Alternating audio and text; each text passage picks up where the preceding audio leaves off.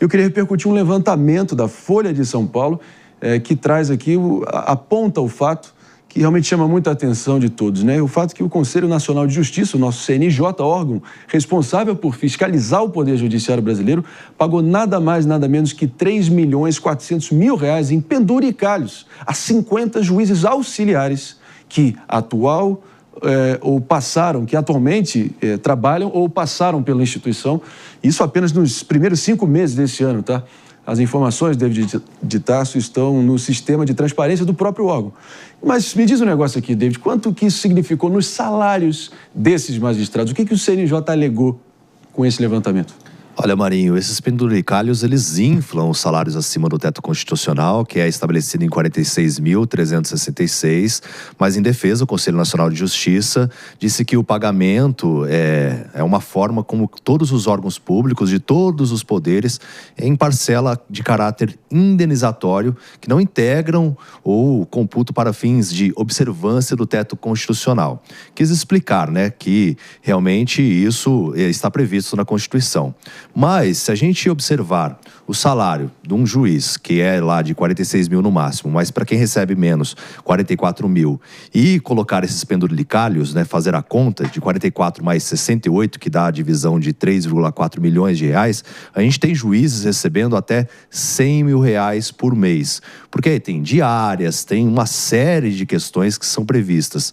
E a gente está falando tanto em corte de gastos, tudo, e aí vê que um juiz pode receber até 100 mil reais. E isso no intervalo de 5 meses, conforme mostra esse levantamento feito pela Folha, né, com base nas informações do portal da Transparência. Realmente nos causa assim, uma perplexidade em relação a isso, porque a doutora Priscila, que há diversos levantamentos. É do setor de direito, acho que que deve falar com mais propriedade do que eu. Doutora, desculpa, é impossível ver uma situação como essa, e é recorrente, e na medida que o absurdo vai se acumulando um atrás do outro, as pessoas vão perdendo o senso de indignação, vão ficando anestesiadas e vão naturalizando esse tipo de absurdo. É aí que mora o perigo. Volta aquela velha máxima, né, de quem guarda os guardiões, quem fiscaliza os fiscais, quem vigia os vigilantes. O CNJ, que foi criado com essa intenção, claramente só faz um trabalho decorativo fazendo esse tipo de levantamento, mas na prática quem se autocorrige, quem se autovigia e se autoguarda é o próprio judiciário, que é o mais caro do planeta Terra, maior do que até a realeza britânica. Então não tem nenhum exagero aqui. O que esse caso específico te revela? Maria, só posso trazer uma informação mais? Por favor. É que também, de 2017 até 2025, eram 7 juízes, agora passou para quase 50. Que beleza. Ou seja, aumentou muito o número. Sim, a gente, na verdade, a gente não vê isso só no Poder Judiciário. Aqui, sim, eu entendo a indignação, porque já que são eles que são controladores e guardiães, não vai passar pano, não, hein? Não tô passando pano, não é isso. Eu tô só explicando que a gente vê isso na Câmara dos Deputados. A gente vê, não vou falar burlar, que não seria a palavra mais adequada, mas o que acontece? O artigo 37 da nossa Constituição Federal, ele de fato traz ali o teto, que é o salário, né, de 46 mil, mas a gente observa que gratificações, auxílio moradia, auxílio estudo, na verdade é como se fosse aquele trabalhador que é registrado com R$1.000 e que o seu patrão, ele paga por fora. E aí, para não constar isso. Então, não estou falando que é burlar, mas não deixa de ser esse cenário que a gente passa a entender que é. Por quê? Porque como não pode passar de 46 mil, Marinho, então eles vão fazendo esse pagamento, né, que são aí os penduricalhos, para que possa dar legalidade a essas possibilidades da pessoa. Você falou 100 mil, que seria mais ou menos o que se ganha, mas já tem juiz ganhando 200. Porque daí também ele acumula vara, que também faz com que traga legalidade para esses pagamentos. E no frigir dos ovos, quem sai? O bolso sai do nosso bolso. Como a Marcela que colocou, a gente no começo do programa, sai do nosso bolso. Por quê? Porque quem paga isso somos nós, através do pagamento de inúmeros tributos. Então, eu não estou dizendo que o juiz não tenha que ganhar, não é disso. Eu acho que cada um, né, tem o seu valor, cada um tem que ganhar de forma merecida, mas fica muito ruim aos nossos olhos, né, que eles ganhem e traga aí uma legalidade nessa valoração que é muito além, né, do que o médio... Ao meu ver, deveria ser estipulado assim, você pode ter um teto máximo de atribuições e aí você pode acumular várias funções, só que o teto é esse daqui. Que nem você falou, mas aí o juiz atua... Tem um teto. Não, ele tá falando do teto do teto. Ele tá querendo colocar, Marinho, um teto sobre o teto. Olha o nível que a gente chegou. Teto do teto, meu amigo. Teto do teto. É porque no regime CLT, por exemplo, mas diante da situação, pode ser que faça sentido mesmo. Sim. No regime CLT, por exemplo, você é um trabalhador formal. Igual a Priscila colocou como exemplo aqui. O cara recebe R$1.000. Aí você tem, às vezes, o acúmulo de função. Que você pode acumular outras funções dentro do seu trabalho. E aí existe um teto estabelecido. O acúmulo de função vai ser proporcionalmente 30% sobre a sua renda total. Perfeito. Então, assim, deveria existir essa lógica. E não tem. E está previsto na Constituição. De novo, assim como a gente estava falando ali do diplomatiquês, mofado, sonolento, parece que virou peça de ficção. Qualquer tipo de teto constitucional contra esse tipo de vencimento. Autocontenção também virou só uma palavra bonita que na prática vira só uma palavra teórica. Olha a contradição. Então, Elias, como é que você vê essa encalacrada que está posta aqui? É muito complicado, né? Porque quando a gente está discutindo a reforma administrativa pelo governo federal, quando a gente coloca em xeque as emendas impositivas da Câmara, onde a gente acha que a gente vai achar a solução? É justamente no judiciário, né? Quer dizer, se nem no judiciário, se nem no CNJ, que é justamente para ter essa fiscalização do judiciário, a gente consegue ter essa garantia, eu vou dizer, não, a gente tem alguém que defenda nós, isso pode se inverter esse papel. Inclusive, o próprio judiciário ficar em xeque e, de repente, o legislativo trazer uma pauta como essa para a Câmara dos Deputados, por exemplo, e legislar sobre o que é o judiciário, e a gente vira naquela salada que a gente vem acompanhando no Brasil, que a gente não sabe mais o que é cada poder do nosso Estado. Né? Exatamente. Marcela Munhoz, e aí? Sua impressão no meio dessa situação toda? Exatamente, é aquilo, né? A gente não sabe mais a quem recorrer, né? Porque esses penduricários não deixam de ser privilégios. E quando você tem privilégio para o judiciário, a gente pensa, né? Mais uma vez eu volto sempre a falar do povo, porque é com quem eu tô diariamente, enfim, sou repórter, sempre nas ruas, escutando o povo. E o povo, que na verdade esse teto não existe para o judiciário, mas para o povo existe, né? Quem é CLT, quem trabalha em regime CLT, como o David bem disse aqui, realmente ele não pode nem acumular mais funções. Poderia até ganhar um pouco mais, vou acumular uma função ou outra para conseguir fazer o famoso bico, né? Ganhar um pouquinho mais. Só que é sempre só um pouquinho mesmo e nem pode acumular mais funções. Então é isso que a gente não sabe mais a quem recorrer. Se nem o CNJ está dando conta, né, de falar disso, e quem paga a conta, mais uma vez, é o povo. 34 milhões distribuídos em poucos meses. De novo, pessoal, você não tem noção que de fato... 3,4, né? 3,4, perdão aqui, faltou uma vírgula. 3 milhões... O que não deixa de ser meio obsceno, perdão aqui, falha do apresentador. Acordei, vamos embora. Obrigado, David. É isso aí, 3,4 milhões, o que não deixa de ser obsceno para um valor enfim, além do teto remuneratório constitucional para todos esses juízes. Então, que deveriam estar dando exemplo, deveriam estar... Mas o que tem de juiz que eu vejo aí reclamando em podcast de vez em quando, Elisa, eu tenho certeza que você já deve ter visto, que vai dizendo como se eles fossem pobres coitados da República. Não está escrito. Já se deparou com um conteúdo desse? Não, já. Acho que assim, quando qualquer pessoa decide ir para o poder público, ele tem que saber que existe um teto de ganho. Quer ganhar muito bem, quer ganhar absurdos de dinheiro, não é no público, é no privado. Vai para a iniciativa privada e tenha lá os seus ganhos ilimitados, de acordo com o que for a sua capacidade. Agora, estar no serviço público é para servir, não ser servido do serviço público, né, Marinho? Exatamente. Deveria ser uma doação temporária ao poder e não uma cooptação do poder, como... Enfim, mas isso aí já acabou desde que as primeiras caravelas atracaram no sul da Bahia, que não tem a menor chance. Essa caravela já saiu aqui do Brasil há muito tempo. 10 horas e 20 minutos, pessoal. Eu quero ir para Brasília, portanto, para continuar na nossa toada aqui. Vamos lá para a capital federal, por que não? Até porque é lá, pessoal, que começa essa semana, realmente aguardando realmente uma grande expectativa, a atmosfera ali, enfim, tensa, esperando a volta do próprio presidente Lula da cúpula dos BRICS para, enfim, finalmente se reunir com Hugo Mota, presidente da Câmara, e Davi Alcolumbre, presidente do Senado Federal. E a pergunta é se o Planalto e se o Congresso vão encontrar alguma saída para o impasse envolvendo o imposto sobre operações financeiras, a bola da vez, nisso que muitos convencionaram a chamar de uma espécie de prorrogação desse jogo tenso que vem se arrastando depois aí que o juiz, né, o nosso ministro Alexandre de Moraes, apitou o centro de campo e os jogadores agora estão ajeitando as meias, tomando ali um refresco para encarar a prorrogação, ver se eles acertam entre si. Vamos saber como é que anda essa história direito ali, realmente a partir dos bastidores da notícia com a nossa repórter Aline Beckett, diretamente de Brasília, que eu já vou convocando agora aqui para o palco do Morning Show. Aline, você me ouve bem?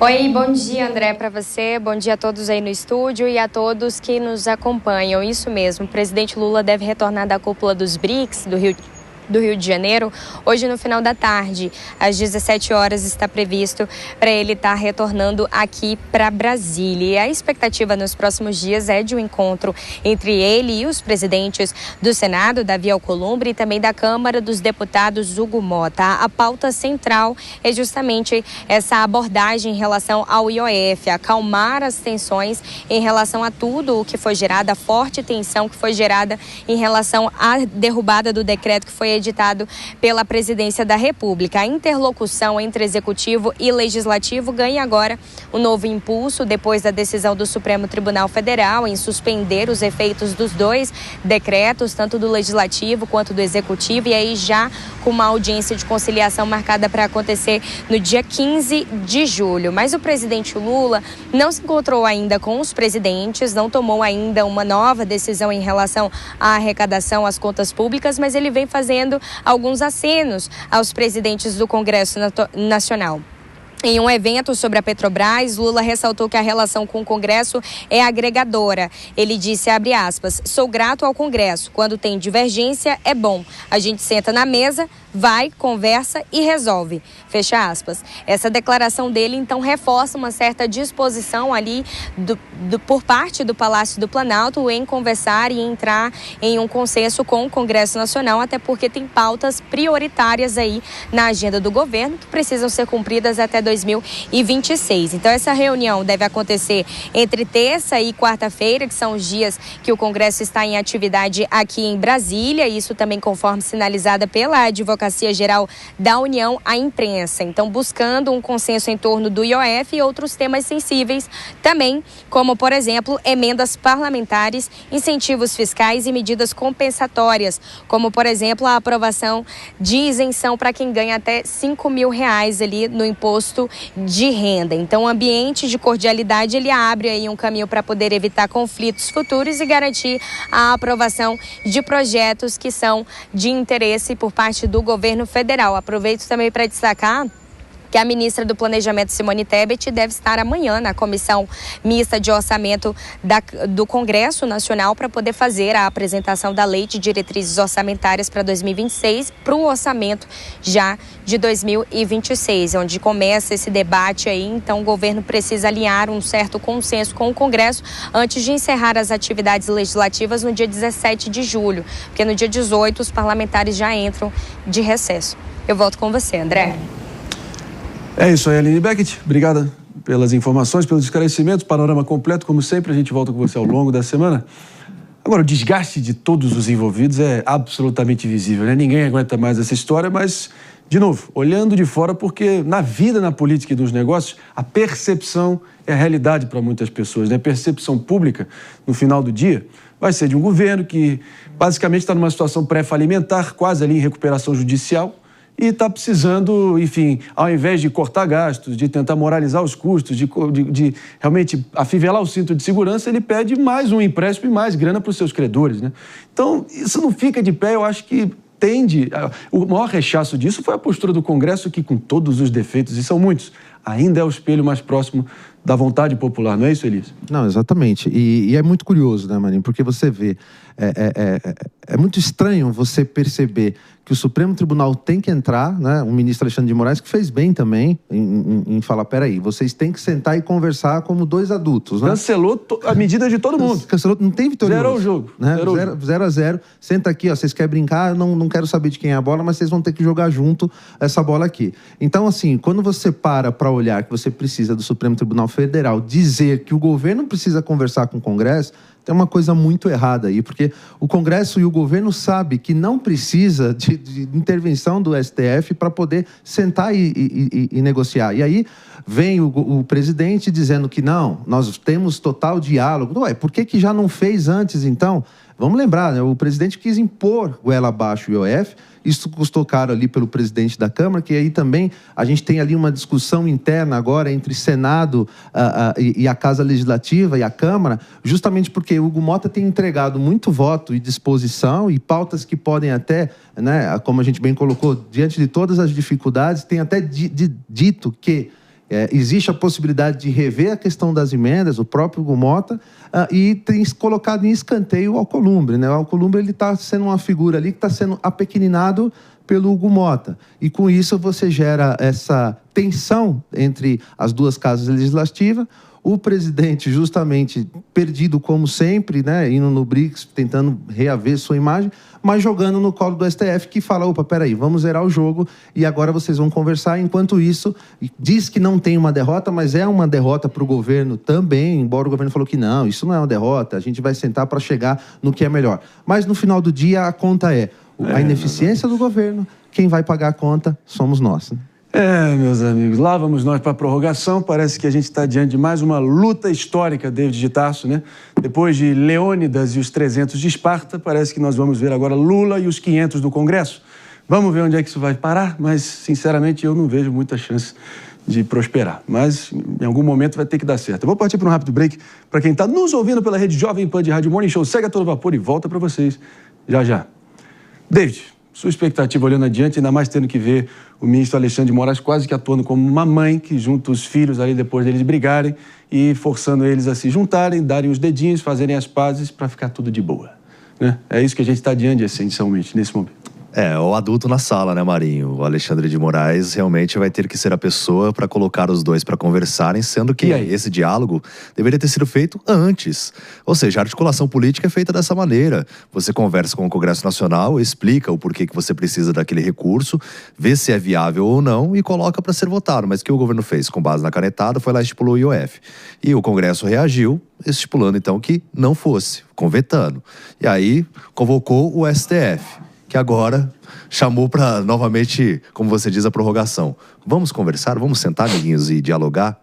Foi isso que aconteceu. Como é que isso acaba, doutora Priscila? Não, o problema é que toda a questão envolve as emendas, na verdade, né? É uma queda de braço envolvendo as emendas, mas por que o STF chegou nessa briga como um árbitro, né? Embora a gente tenha ali a divisão dos poderes, executivo, legislativo e judiciário, a gente precisa lembrar que a nossa Constituição Federal permite, inclusive ao Congresso Nacional, que ele suspenda mesmo efeitos de decreto presidencial, em especial, que é importante a gente falar para a nossa audiência, o problema está no seguinte: essa IOF, ela tem um caráter regulatório, não é? Ou arrecadatório?